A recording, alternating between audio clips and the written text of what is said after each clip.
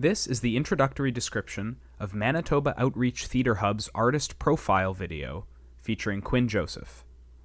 Cuinn sits on a stool in front of a gray canvas backdrop. Behind the backdrop are large, leafy potted plants and floor-to-ceiling windows, which let in gray light from the overcast day outside. Cuinn is a young black man with short and curly dark brown hair and a neatly trimmed beard. He wears a creamy brown cardigan over a gray crewneck shirt. Throughout the video, photos appear as Cuinn speaks. In the first, Cuinn plays an acoustic guitar in the shadows, a spotlight partly illuminating him. Then, a much younger Cuinn on stage in a play. He stands stiffly, wearing a gray suit and fedora and staring at something out of the frame. Then, a laptop with sheet music displayed on the screen. Cuinn hovers over the screen with a pen. Then, Cuinn in front of a microphone in a makeshift recording booth, wearing headphones. And finally, Cuinn sitting at a keyboard on stage in a theater, focused on the sheet music in front of him. Hello, my name is Cuinn Joseph. I am a Winnipeg-based black theater creator and sound designer and composer. A stylized green letter M slides onto the screen. Text appears reading, Manitoba Outreach Theatre Hub. Then a photo of Cuinn appears. He's grinning at the camera, wearing reflective blue sunglasses and a white floral button-up shirt. Text reads, Cuinn Joseph, creator, sound designer, composer. I didn't grow up doing a lot of theater. School plays here and there when I was in elementary school, but I didn't take any drama classes or anything like that for a long time. I took music lessons and things like that, but it really wasn't until I think I was grade 9 or 10 and my brother got the Book of Mormon soundtrack for Christmas. And he got it from a friend of his. And when we listened to it, it just blew our minds.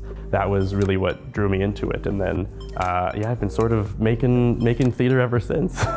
My first role was with Rainbow Stage doing South Pacific, and I was playing the servant in that. And then I was asked to be a soulful R&B singer in another performance, and I was asked to play a convict and a caretaker. And I had a lot of roles right away that were subservient and that were not how I felt as an artist. And that was one thing that was really difficult early on, was trying to find what my voice was and who I wanted to appear to be to the world. It's important to be conscious of who I am and how that influences what message I'm sending.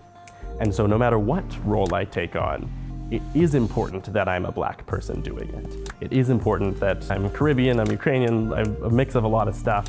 And so it is, how can I bring my experience into that role in any capacity? Recently I've been working with Ann Hodges, who's in the city, and Sean Mays, who's from Toronto, with this incredible, they're both doing dramaturgy on a piece that I'm creating. Sean has been very specific about find your voice and use that voice. The way I've grown to see music is the chords or the melody or the harmony, you can only do so much to be new.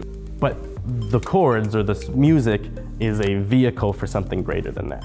One thing that served me well is to diversify your portfolio as much as possible in terms of what it is you bring to the table as an artist. For me, for example, that looks like I both sound design and I compose. Now I also, I act, I direct, I write, those kinds of things. But if I take the examples of composer, sound designer, it's so much easier for me to manipulate something I've already created than it is for me to search for exactly the thing that's in a library. And that has made me also very hireable as a person, is people understand that when they get me as a sound designer, they also get me as a composer. You want to work and stay working. I've found that being an actor and a director and a composer and a designer and whatever it is exactly how I've done that. And so I think having that diversity in portfolio is really key. Cuinn looks directly into the camera, smiling softly. A green letter M slides onto the screen. Text appears reading mothmb.com. More text. Moth is grateful for the generous support of the Canada Council for the Arts and the Manitoba Arts Council. Filmed on Treaty 1 territory and the homeland of the Métis Nation, Winnipeg, Manitoba.